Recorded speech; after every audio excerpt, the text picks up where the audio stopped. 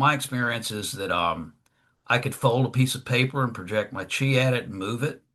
If someone can do that, I think that qualifies them. If you can put a person on one side of a wall and then on the other side, I did this.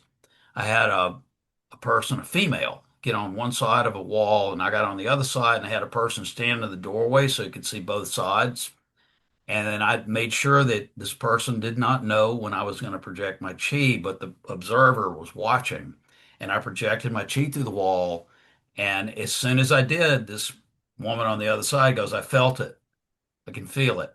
And the guy at the door, like, acknowledged, the simultaneity of it. So if you can do that, that's something would consider to be a marker for a person who's qualifiable. And the other is the ability to project your chi and to evoke emotion in a person, which is somewhat dangerous. But this happened to me in the initial stages of the Three Emperors when I was putting chi into people as just a matter of course. That's how I taught. And I remember this one really troublesome student that we had. Doc will remember this because I sick Doc on the student at one point because he was so troublesome, but his wife. And I was projecting chi into her kidneys, and she started crying. And, not bawling, but just tears formed in her eyes and fell down. And I noticed it. And afterwards I said, "What did you feel?" And she said, "I just felt joy, like this deep joy," which is exactly what John and I have both described feeling when we felt the pulse. And that gets us back to what we talked about last week was this form of Qigong they call Zhineng, which is innate intelligence, innate ability, which is interoception and the ability to feel the pulse. So let me shrink this back down here. So again, the three R, the R cubed is how you get this. There's a reading list. Um, and again, this is a work in progress. These are just five books that I gained a lot from, and I think people could, so that we're all on the same, reading from the same sheet of music, could read these books. There may be others.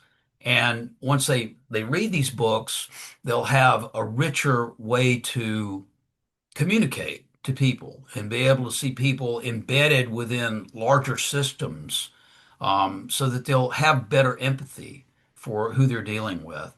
And then if you do all these things, you can get certified, and the cost of this would be something like half a course load semester at a community college. And again, this is for people in the West. I do have people in the East, in Sri Lanka, possibly in Japan, possibly Singapore. Mainland China is probably going to be difficult to do just because of the government. But in the future, if things thaw between China and the U.S., it may be possible if we can get out of this adversarial relationship. It could be the Middle East, Europe, certainly. But the idea is to put these um, beta sites, to have these places in native areas where a selective group of people who pass the muster are trained, and then they go out and spread their pulsatility, their autonomic intelligence, and they are supported by us. They're backed by us. If they fall on hard times, we can swoop in and give them support or counsel them out of it if they have to do so.